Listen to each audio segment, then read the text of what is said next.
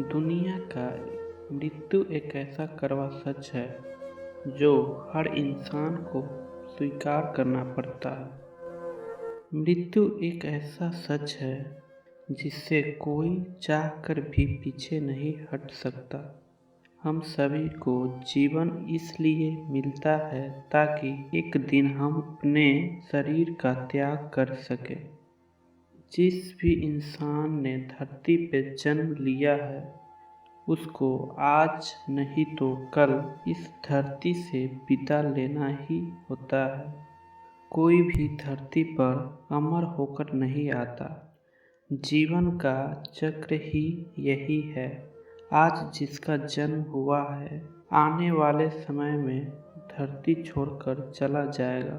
फिर उसको उसके कर्मों के हिसाब से नया जन्म और नया शरीर मिलता है।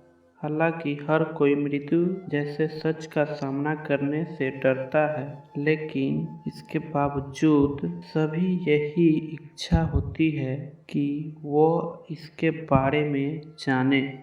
हम सभी धरती पर रहकर यह तो देखते ही है कि जीवन क्या होता है और किस तरह से व्यक्ति जीवन व्यतीत करता है, लेकिन मृत्यु के बारे में कोई नहीं जानता। हम सब अपनी अपनी एक धारणा बनाए हुए बैठे हैं। ये हम सब जानते हैं कि व्यक्ति के जीवन चक्र की शुरुआत होते हैं बच्चे का जन्म चक्र तभी शुरू हो जाता है जब बच्चा माँ के पेट में रहता है।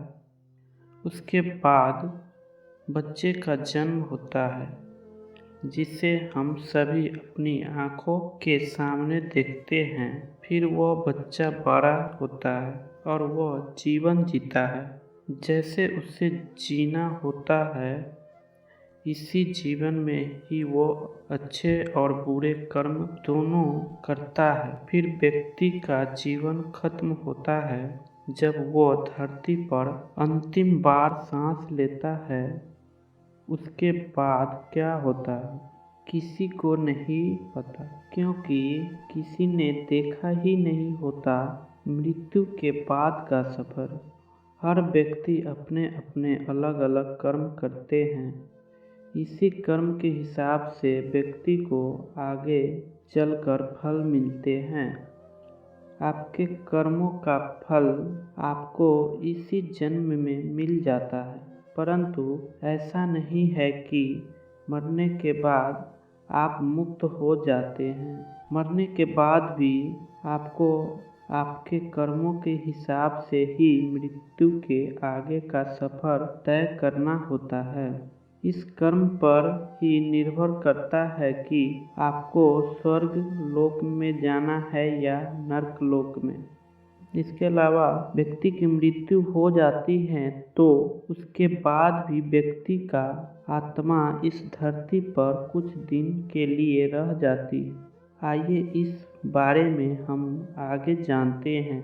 जब मृत्यु होती है तो कैसे महसूस होता है। मरने की जो स्थिति है उसका वर्णन करना आसान नहीं है। यह एक ऐसा समय होता है जब व्यक्ति अपने पूरे जीवन को बस एक ही क्षण में जी लेता है।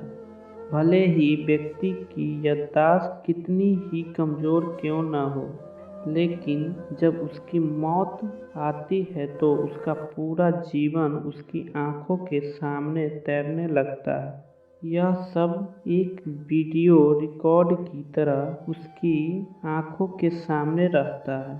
उस एक क्षण में व्यक्ति अपने अच्छे और बुरे सारे कर्मों को देख लेता है। जब व्यक्ति की मौत आती है तो उसकी जितनी भी इंद्रियां होती है वो शिथिल होने लगती है, लेकिन याददाश्त उसे उसकी सभी पुरानी बातों पर वापस ले जाती है। जो व्यक्ति ने पूरे जीवन में किया होता है वह सारे लेखा जोखा उसके आंखों के सामने आ जाता है। इस समय व्यक्ति तो कोशिश बहुत करता है कि उसके मुंह से कुछ शब्द निकल सके, लेकिन वो कुछ भी बोल पाने में असमर्थ हो जाता है। जब व्यक्ति मरने लगता है तो उसे लेने के लिए 2 यमदूत आते हैं। यही यमदूत व्यक्ति को नजर आने लगता है। जिन लोगों ने अपने जीवन में अच्छे कर्म किए होते हैं उन्हें कोई दिक्कत नहीं होती और उसके प्राण आसानी से शरीर से निकल जाते हैं।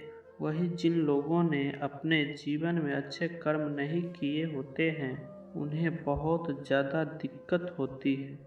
उनके प्राणों को निकलने में काफ़ी कष्ट होता है। यही कारण है कि मृत्यु से पहले गौदान करवाया जाता है। इसको पुण्य का काम माना जाता है।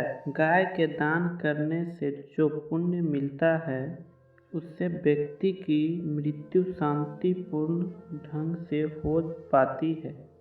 फिर यमलोक में जाकर व्यक्ति को कर्मों का हिसाब किताब होता है। इसके बाद आत्मा को नया शरीर तलाशने के लिए वही मृत्यु लोक से भटकने के लिए छोड़ दिया जाता है। फिर भटकती हुई आत्मा नए शरीर की तलाश करती है। जब आत्मा को यमदूत ले जाते हैं उसके बाद उसको फिर वापस भेज दिया जाता है।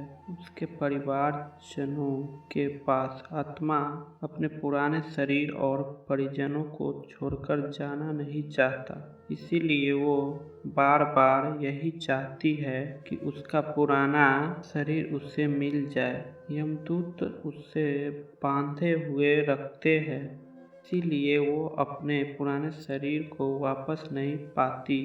जब 10 दिन बाद आत्मा का संतान उसका पिंडदान कर देती है उसके बाद उसको जाने की शक्ति मिल पाती है। बस इसी के बाद उसको नया शरीर तलाशने के लिए शक्ति मिल पाती है। आत्मा नया शरीर मिलने में लगभग 47 दिनों का समय लग जाता है, लेकिन अगर आत्मा का सही विधि विधान से अंतिम संस्कार नहीं होता है तो आत्मा काफ़ी लंबे समय तक भटकती रहती है। यह कारण है कि अकाल मृत्यु हो जाने पर जल्दी से आत्मा को शांति नहीं मिलता।